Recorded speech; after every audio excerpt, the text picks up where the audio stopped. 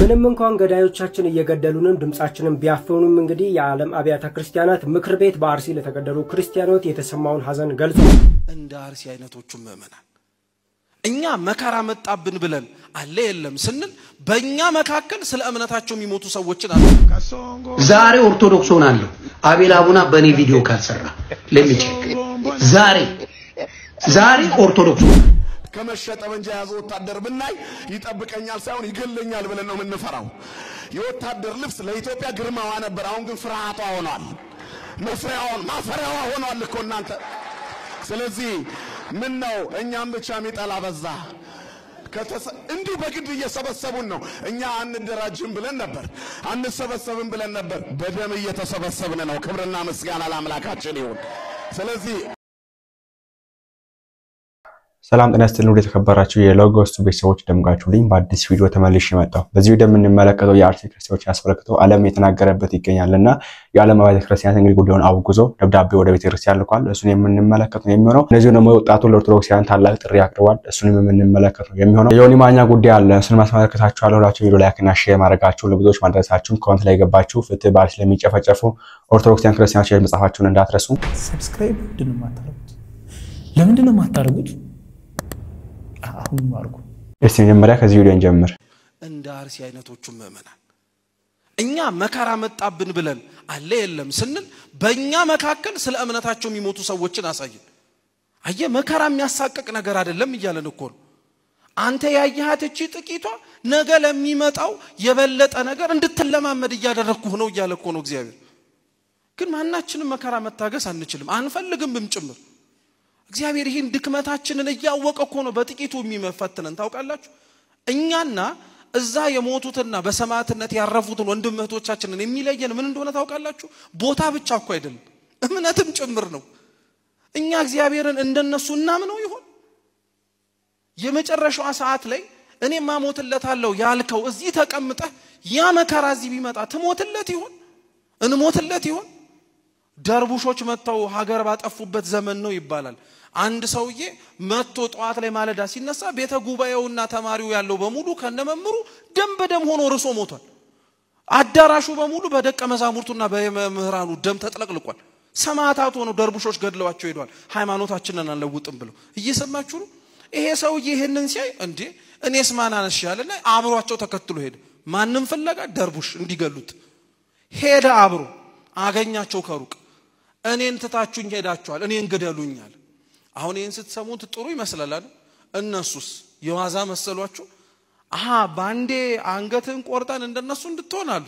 አዎ ሰማዕት መሆን ፈልጋለሁ ሲል ና መሆን የምትፈልግ ከሆነ እናሳያ። በየጥቂቱ እያስገቡ አንዴ ጣቱን፣ አንዴ ጥፍሩን፣ አንዴ እግሩን፣ አንዴ ቆዳውን እየላጡ ሲያስቀምጡት ይብቃኝ ብሎ ካደ። እየሰማ ነው? ከሩቅ ሆነ እኔ ቢመጣማ ሞትላታለሁ ያልከው ምን ያክል ብትተማመን ነው? መጽሐፍ እኮ የሚለን የሚመካ ቢኖር በማን ይመካ ነው? በራስህ ባለህ አትመካ። ባለህ አቋም በእውነት የቆምን የመሰልን በጣም ብዙ ሰዎች እየተንሸራተትን እየታየን ያለን የመሰልን ሰዎች ዝቅ ያለን እየተመለከትን እንተው ክርስቲያኖች እግዚአብሔር ላይ ነው ትምከታችን። አርሲን አስመልክቶ እንግዲህ የሚዲያ ዘመቻ እንዳለው ላችሁ የምታውቁት ነገር ነውና ይሄም እንግዲህ በጣም አሪፍ ውጤት ነው ያመጣው። እዚያ የምትመለከቷቸው እንግዲህ የዓለም ሚዲያዎች የሚዘገቡ ይገኛሉ። የተለያዩ ሰዎችም እንግዲህ በዓለም ፓርላማ ያወሩበት ይገኛሉ። ሰውታው እንግዲህ ለአሜሪካው ፕሬዝዳንት ለትራምፕ እንግዲህ ደብዳቤው ተልኮለታል። የተለያየ ጉዳዮች አሉ። ዓለም ውስጥ ሀገር ውስጥ የሚገኙ ባለስልጣናት እንደዚሁ ደግሞ ሃይማኖት አባቶችን ዝም ብሎ እንኳን ቢገኙ ዓለም እንግዲህ ያወራበት ነው የሚገኘው ነው የሚዲያ ዘመቻ አሪፍ ውጤት አጥቷል። ከዛ ውጪ ደግሞ እንግዲህ ዓለም ቤተ ክርስቲያናት ምክር ቤት እንግዲህ በዚህ ጉዳይ ትላንት ደብዳቤ ጽፏልና እስቲ እንስማቸው። ምንም እንኳን ገዳዮቻችን እየገደሉንም ድምጻችንን ቢያፈኑም እንግዲህ የዓለም አብያተ ክርስቲያናት ምክር ቤት በአርሲ ለተገደሉ ክርስቲያኖች የተሰማውን ሐዘን ገልጿል።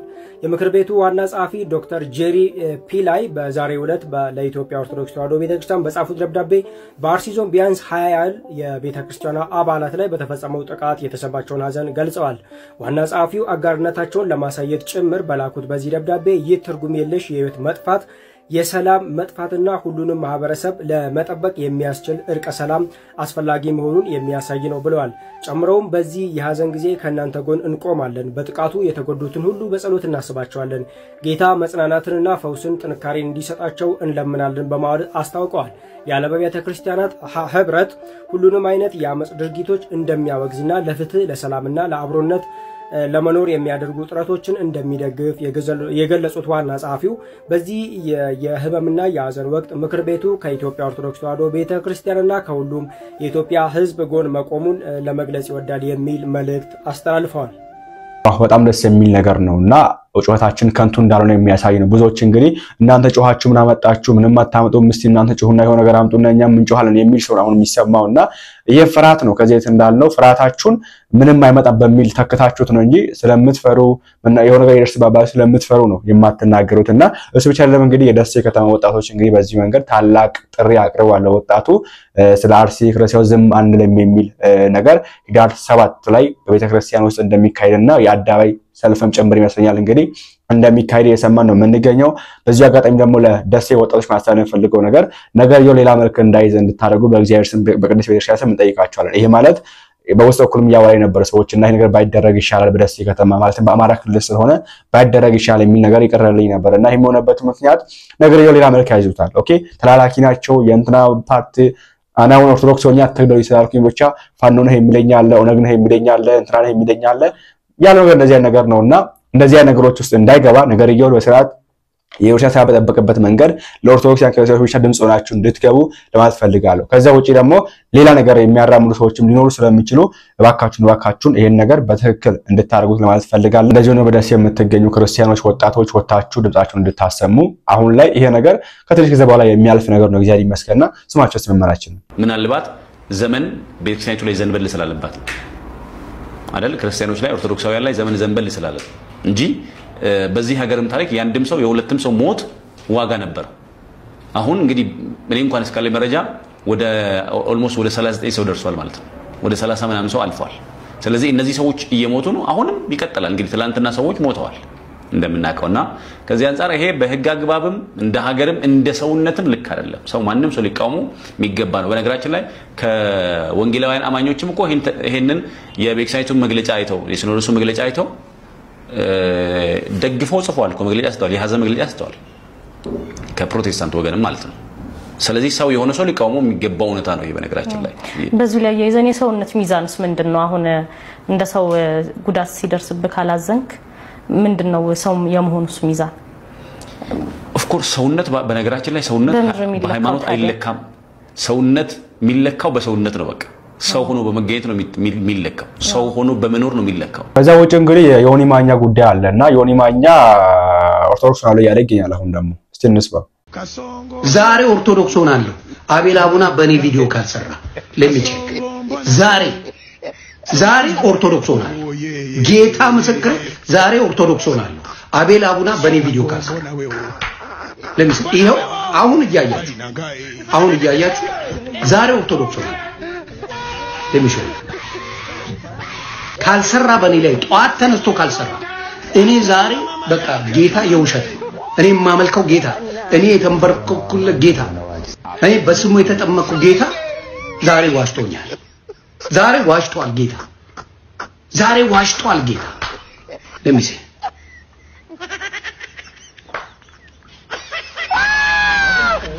እዚህ ነው እኮ ገና ክርስትና አልገባህም ያጠመቀችም ሴትዮ እውነተኛ የክርስቶስ ኢየሱስ አገልጋይ አይደለችም። ስለዚህ መጽሐፍ ቅዱሳዊ የሆነውን ክርስትና አላስተማረችም እምልህ የኔ ቪዲዮ መስራትና ለመስራት እንዴት ቤተ እምነት ያስቀይራል? ሰው አይደለም ህይወት አገኝበታለሁ የዘላለም ህይወት በዚህ መንገድ ነው ማገኝበት የሚለውን እምነቱን ቀርቶ የሚደግፈውን ራሱ የእግር ኳስ ክለብ እኮ አይቀይርም። ቢያሸንፍ አይቀይርም።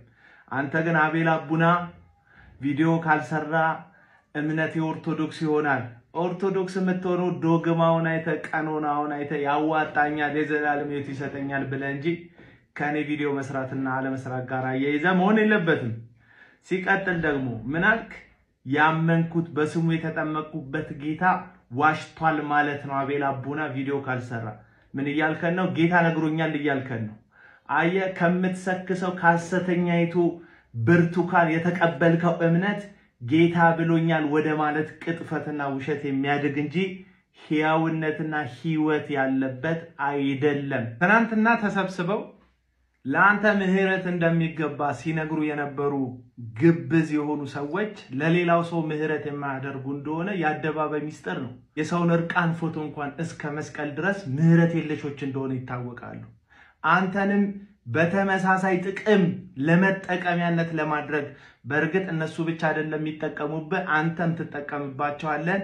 ለመጠቃቀም ስትሉ ነው እንጂ መጽሐፍ ቅዱስን መሰረት አድርጋችሁ ወይም የምህረት ልብ አድርጋችሁ አይደለም ውሸት የተነጋገራችሁት።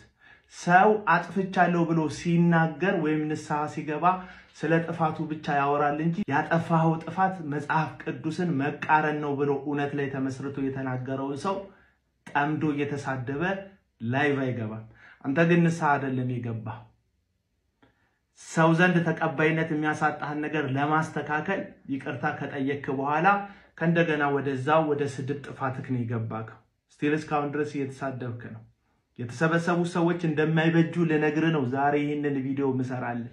እነዛ በዙሪያክ ያሉ ባንተ ለመጠቀም ሲሉ ሰዎችን እንድትሰድብላቸው እንድታዋርድላቸው ሲሉ በክርስትና ሰበብ ከበው ስለ ጌታ ምህረት የነገሩክ ሰዎች እነሱ ጠላት ለሚሉ ሰው ምህረት የማያደርጉ ጨካኝ ልብ ያላቸው አረመኔ ሰዎች እንደሆኑ የቅርብ ጊዜ ትውስታችን ነው። የክርስቶስ ልብ ያለው ሰው እንደ ኢየሱስ ስህተትን ሲያይ ለጥፋት ሳይሆን ለማትረፍና ለመታደግ ትክክል ያልሆነ ስህተትን ስህተት ብሎ ይናገራል። እንደነሱ ለአንዱ ሌላ አውሬ ለሌላው ሌላ መልአክ ሆኖ የውሸት ትወናን አይተውንም። እና ዙሪያን ተመልከት።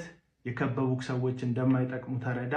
መጽሐፍ ቅዱስም ሆነ የእግዚአብሔር ቃል ድጋፍ እንደሌለህ ወቅ። የትክክል የተለወጠ ማንነት ስላልያዝክ እውነተኛው ማንነት ተሳዳቢነት ጊዜ ሸፈነው እንጂ እንዳልሞተ ዮኒ ማኛ እንግዲህ እንደምታውቀው ነው ወደ ፕሮቴስታንት ተገባ ገና ወራታ አላስቆጠረም። አንድ ወር እንደዛ ቢሞላው ነው እንጂ ከዛ በላይ ዘልቆ አልሄደምና አሁን ደግሞ ወደ ኦርቶዶክስ መለሳለው ወንጌልን ተዚህ ይበል ብሎ ሲሳደብ የሚስሙ ቪዲዮዎች የወጡ ይገኛሉና እኔ እንደዚህ አይነት ሰው ይሄ እንትን እኮ ነው። ስለ ዮኒ ማኛ ምን ስለ ቃላት አይኖራቸው ስለ ዮኒ ማኛ ለማውራት ምክንያቱም የመታቆስ ሰው ነው። ኦኬ አንዳንድ ጊዜ አማራ ነው፣ ኦሮሞ ነው፣ ትግሬ ነው፣ ሶማሌ፣ ጉራጌ፣ ሲዳሞ፣ ወላይታ የፈለገው ነው የሚሆን ሰው ነው። እንደፈለገ የሚጫወት ሰው ነው። ወይ ነፈሰበት የሚነፍስ ሰው ነው። ኦርቶዶክስም ነው፣ ጴንጤም ነው፣ ሙስሊምም ነው። አሁን ፍቅር ሲዝም ነው የቀረው እንግዲህ ያለበት ቦታ የለም። ሃይማኖት የለኝም ብሎ ያውቃል። ሙስሊም ሆኖ ያውቃል ዮኒ ማኛ። ኦኬ ኦርቶዶክስም ሆኖ ያውቃል። ፕሮቴስታንት ነው የሚያውቃል። ያለው ነገር አሁን ፕሮቴስታንት ነው የሚገኘው። ኦርቶዶክስ መጣሉ ያለው ነው የሚገኘው።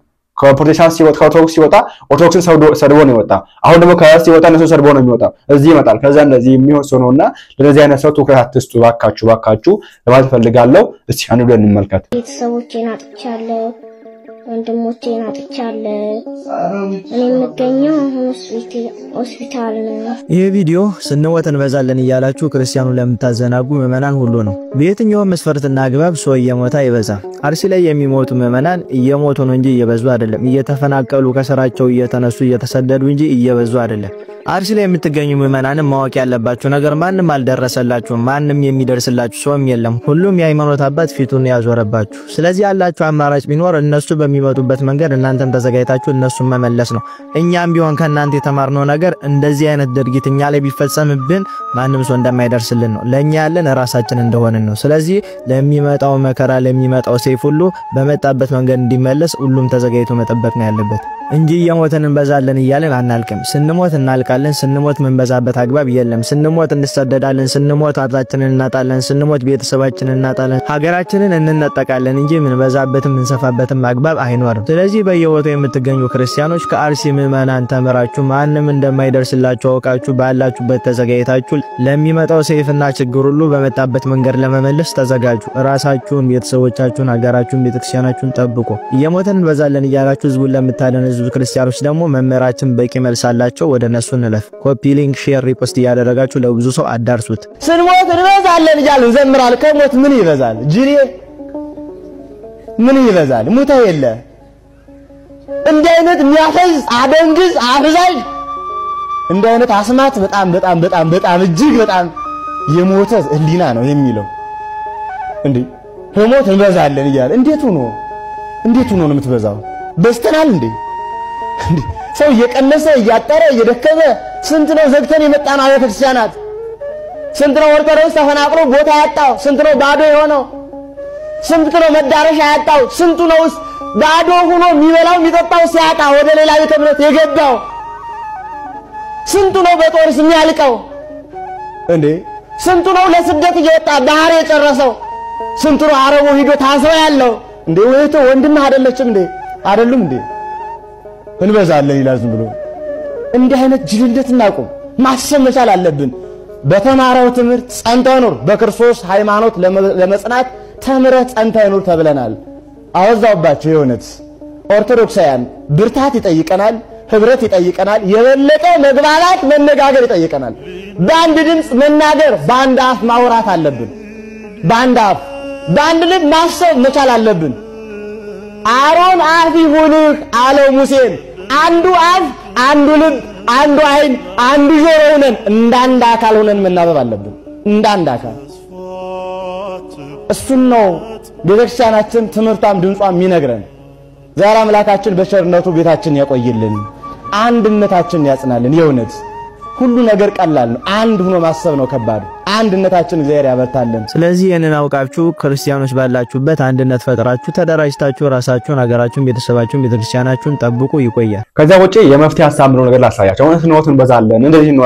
ያላችሁ ለምትጫያሉ ሰዎች የመፍትሄ ሐሳብ ምንድነው አሁን እየደረሰብን ከሚገው ነገር አንፃር መፍትሄው ምንድነው ምን ብናረግ ነው የሚሻለው የሚለው ነገር ካንወንድማችን እንስማ በጉልበትና በስሜት በመፎከር ቅዱስ ሰማዕትነት የሚገኝ የሚመስላችሁ ስሜታዊ ኦርቶዶክሳውያን ማለት ነው ይህን ቪዲዮ ተመልከቱና አምላችሁ ነገር አለኝ ያንተስ ኩሽን ተወስኩ ጌታ በግር ተማረው ሞቴን ሽረው ባንተ ሞት ይነዋ ቆንከን በሕይወት ሞቴን ሽረው ባንተ ሞት ይነዋ እሺ ያያችኋቸው እነዚህ የሩሲያ ወታደሮች ናቸው የማን የሩሲያ ምን ያደረጉ ነው የክርስቶስን ክቡር ሥጋ እየበሉ ቅዱስ ደሙን እየጠጡ ነው የሩሲያ ወታደር ስትሆን መጀመሪያ ራስክን ለካህን ታስመረምራለህ ንስሐን ትገባለህ ቀስ እያልክ ወደ ሥጋው ደሙ ትሸጋገራለህ ክርስትና ይሄ ነው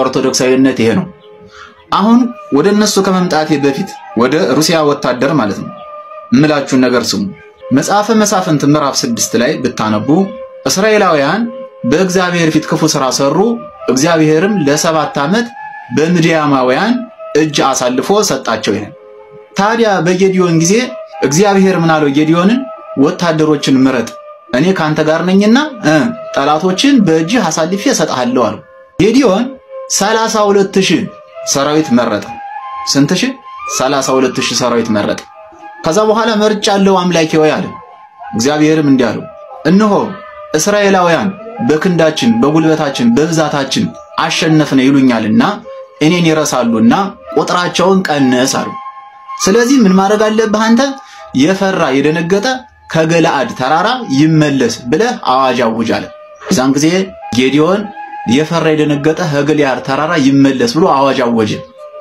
እንኳን እንደዚህ ብለህነ ሞት ቀረብን እንጂ ምን ቀረብን ብለው 32000 ሰራዊት 22000 ተመለሰ ስንት ቀረ 10000 ያዘን ጌዲዮን እንዲህ አለ አምላኬ ሆይ እነሆ 10000 ሰራዊት ቀርተዋል አለ እግዚአብሔርም 10000 አሁንም ብዙ ነው እኔ ካንተ ጋር ነኝ ታሸንፋለህ ብታሸንፍ ግን ካሸነፍክ በኋላ 10000 ስለሆነ ብዙ ስለሆነን ያሸነፍነ እግዚአብሔር አረዳነን ብለው ይታበያሉ ስለዚህ አሁንም ሰራዊትን ቀንሳሉ እሺ ምን ላድርግ አለ ተራራውን እንደወጣ ወንዝ ታገኛለህ ከወንዙ በእጁ አፍሶ ውሃውን የሚጠጣውን እሱን መርጠህ ታስቀርልኛለህ ተጎንብሶ ግን እንደ ውሻ በምላሱ የሚጠጣውን ምን ታረግልኛለህ እሱን መርጠህ ታስወጣልኛለህ ታባርልኛለህ አለው እግዚአብሔር እሺ አለ የዛን ጊዜ ሁሉም ወታደር ውሃ ጥም አንቀልቅሎት ስለነበረ ምን አደረገ አብዛኛውን ተጎንብሶ እንደ ውሻ ጠጣ በእጃቸው እንዲህ አድርገው የጠጡት ስንት ናቸው 300 ብቻ ናቸው እነዚህ 300 ሰራዊቶች መረጠና አስቀር ስንት ሺህ ተባረረ 9700 ተባረረ ተመልከቱ አሁን ከ32000 ስንት ቀረ? 300 ቀረ።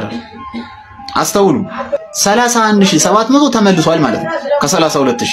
እነዚህን እግዚአብሔር አጣላቸዋል ማለት ነው አይደለም። እነዚህ ግን እግዚአብሔርን አይፈሩም ነበር፣ በእግዚአብሔር ሕግ አይሄዱም ነበር።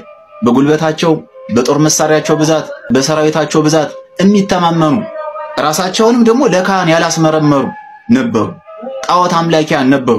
በእግዚአብሔር ኃይል የሚጠራጠሩ ነበሩ። እነዚህ ምን አረጋቸው? እግዚአብሔር በሲስተም ሳይታወቅ በሚስጥር መለሳቸው። አየው እግዚአብሔር የሚፈልግ ብዛት አይደለም ጥራት ነው የሚፈልግ። ምንድነው አልኩህ? ጥራት ማለት ምን ማለት ነው? ንስሐ የገባ እግዚአብሔርን የሚፈራ የሚጾም የሚጸልይ የሚመጸውት በንስሐ ሕይወት ተመላልሶ በቤተክርስቲያን ጉዳይ እንኳን ለሰማዕትነት የሚያበቃ የቤተክርስቲያን ፈተና ቢመጣ እንኳን ተዘጋጅቶ ይጠብቃል። እግዚአብሔር ደግሞ እንደዚህ አይነቱን ለሰማዕትነት ይመርጠዋል። ምን ማለት የመሰለ በጉልበት እግዚአብሔር ምን አይልም አይመርጥም። ጉልበተኛ ስለሆንክ አሁን ቤተክርስቲያን ተቃጠለ፣ ክርስቲያኖች ተገደሉ፣ ታረዱ ሲባል ማለት ነው ማን አባቱ ነው ቤተክርስቲያን የሚነካ? አረ እንደራጅ፣ አረ እንደዚህ እንበል ይላል። በስሜት አይደለም፣ ተረጋጋ። እንደዚህ አይደለም፣ ቀስ በል ወንድም ማለት ብልሁን። እንደዚህ አይደለም መንገዱ አካሄዱ። እግዚአብሔር በጉልበት ቢሆንማ ኖሮ ነው ማለት መጽሐፈ መሳፍንት ምዕራፍ 7 ቁጥር 4 ብትመለከተው ማለት ነው እግዚአብሔር ምንድነው ያለው ጌዲዮንን መሰለ? እኔ ካንተ ጋር ይሄድ የምለው ካንተ ጋር ይሄዳል፣ እኔ ካንተ ጋር አይሄድ የምለው ካንተ ጋር አይሄድም። አየው ለሰማዕትነት መራጩ እግዚአብሔር ነው እንጂ አንተ አይደለም። እየገባህ ነው? እኔ ካንተ ጋር ይሄድ የምለው ነው የሚሄድ፣ አይሄድ የምለው ደግሞ ይቀራል። እሱ ስላለ እኔ አልመርጠውም። እግዚአብሔር ነው ያለኝ እኮ አንብበው መጽሐፉን። አየው እኛ ብንሆናው ለሰማዕትነት ምን መርጣቸው ምን አይነት ሰዎችን ነው? ዘመናዊ መሳሪያ ያዘውን ደረታሙን ጉልበታሙን አይደል ቁመተ መሎሎን ትከሻው የሰፋውን እሱን ነው ምን መርጠው።